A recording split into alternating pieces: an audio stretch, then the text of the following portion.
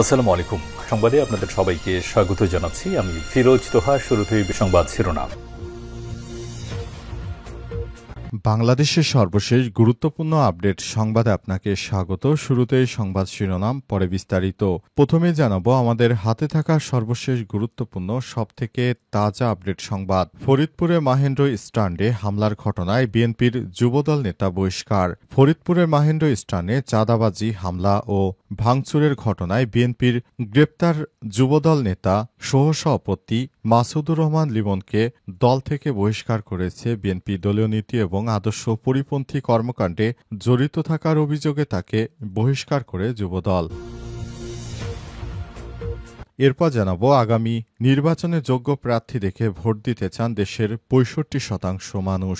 আগামী নির্বাচনে যোগ্য প্রার্থী দেখে ভোট দিতে চান ৬৫% মানুষ। ৩৯.১% ভোটার মনে করে সুষ্ঠু নির্বাচন হলে একটি বিশেষ দল নির্বাচনে জয়লাভ করবে।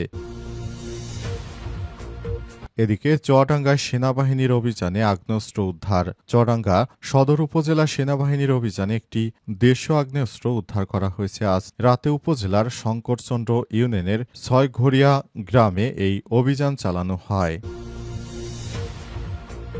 এদিকে সাবেক মন্ত্রী সাইফুজ্জামানের চেক দিয়ে তোলা ১,৭৬,০০,০০০ টাকার মধ্যে ৮৩ লক্ষ টাকা উদ্ধার। পলাতক সাবেক ভূমিমন্ত্রী সাইফুজ্জামান চৌধুরী জাবেদের নামে ইস্যু করা ১১টি চেক ব্যবহার করে ৪টি ব্যাংক থেকে তুলে নেওয়া হয়েছে ১,৭৬,০০,০০০ টাকার মধ্যে ৮৩,৭৬,০০০ টাকা জব্দ করেছে দুর্নীতি দমন কমিশন দুদক। আজ ২৪শে সেপ্টেম্বর নগরের কালুরঘাট এলাকায় সাইফুজ্জামানের মালিকানাধীন প্রতিষ্ঠান আরামিট পিএলসির কার্যালয়ে ড্রয়ার ও ভল্ট থেকে সব টাকা উদ্ধার করা হয়েছে।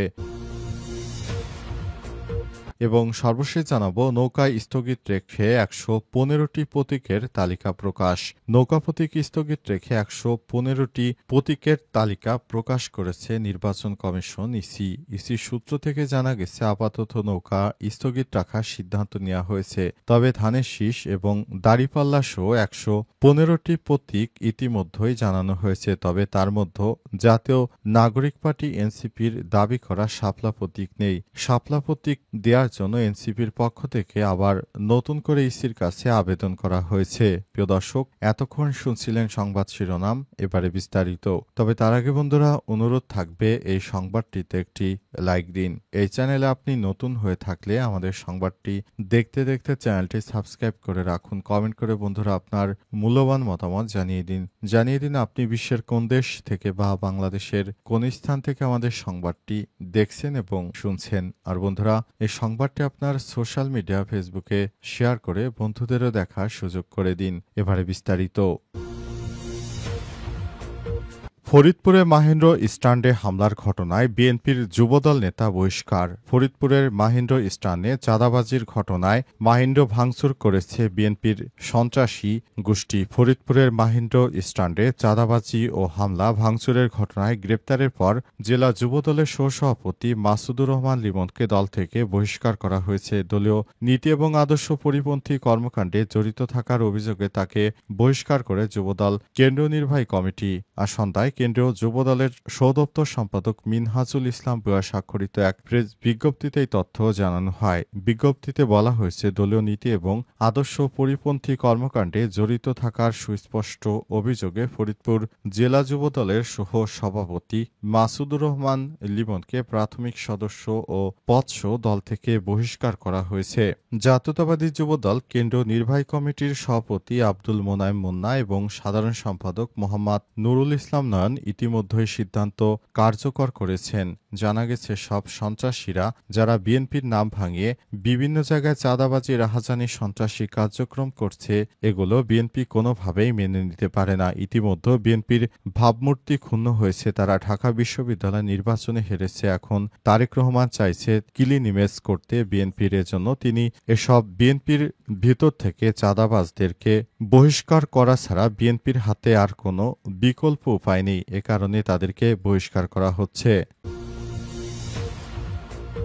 আগামী নির্বাচনে যোগ্য প্রার্থী দেখে ভোট দিতে চান ৬৫% মানুষ।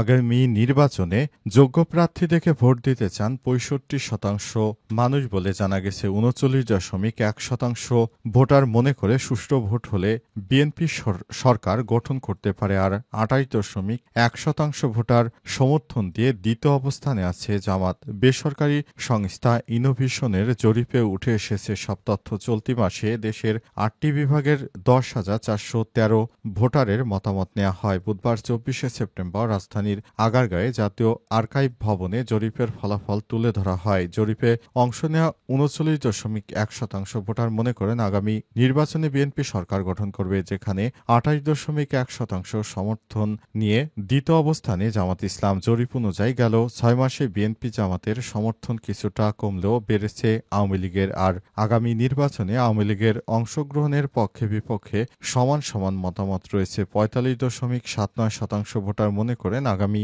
নির্বাচনে আওয়ামী লীগ সহ দলের সব অংশগ্রহণ করা উচিত এবং ৪৫.৫৮% মানুষ আওয়ামী লীগের নির্বাচনে অংশগ্রহণ চান না। এ বিষয়টি আজ জরিপগুলো ফলাফল আকারে প্রকাশ করা হয়েছে এবং বিষয়গুলো জনসম্মুখে জানানো হয়েছে। নির্বাচন কমিশনের কার্যালয়ে এই বিষয়ে সমস্ত বিষয়গুলো জানানো হয়েছে।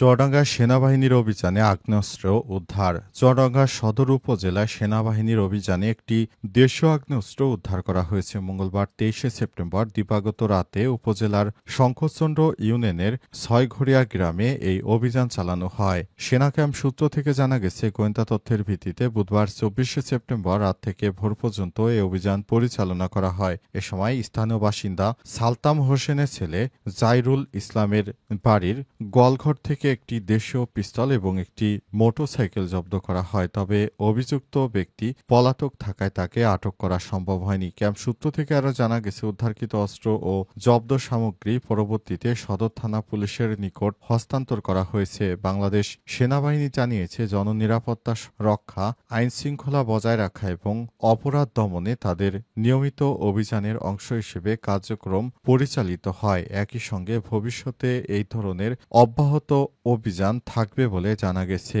অন্তর্বর্তীকালীন সরকারের প্রধান উপদেষ্টা দায়িত্ব গ্রহণের পর থেকে তিনি দেশজুড়ে সন্ত্রাসী ধরার জন্য প্রশাসনকে নির্দেশ দিয়েছেন এবং সে অনুযায়ী প্রশাসনের কর্মকর্তারা যেসব সন্ত্রাসী ও চাঁদাবাজ ব্যক্তিদের পাচ্ছে তাদেরকে আটক করছে।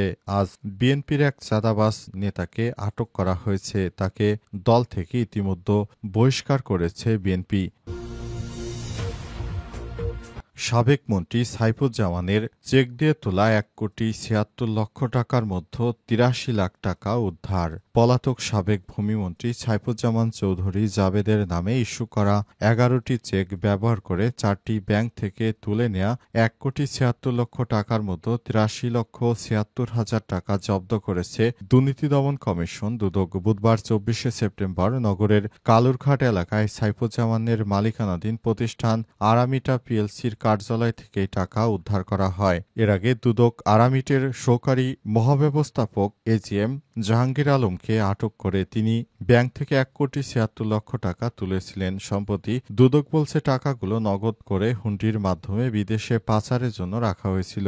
দুদকের আইনজীবী মোকাররম হোসেন বলেন, সাইফুজ্জামান চৌধুরীর সই করা চেকগুলোর আসল কপি সহ মুড়ি জাহাঙ্গীর আলমকে আটক করা হয়েছে। তার বিরুদ্ধে প্রতিষ্ঠানের মালিকের অনুপস্থিতিতে অনুমতি ছাড়া টাকা উত্তোলনের অভিযোগ আনা হয়েছে। পরে তার কাছ থেকে পাওয়া তথ্যের ভিত্তিতে বিকেলে ব্যাংক থেকে তোলা ১,৭৬,০০,০০০ টাকার মধ্যে ৮৩,৭৬,০০০ টাকা জব্দ করে দুদক। দুদক সূত্র থেকে জানা গেছে, গত এক সপ্তাহের মধ্যে ইসলামী ব্যাংকের কয়েকটি শাখা থেকে ১ কোটি, জনতা ব্যাংক থেকে ৩০ লাখ, সোনালী ব্যাংক থেকে ৩৬ লাখ, মেঘনা ব্যাংক থেকে ১০ লক্ষ টাকা।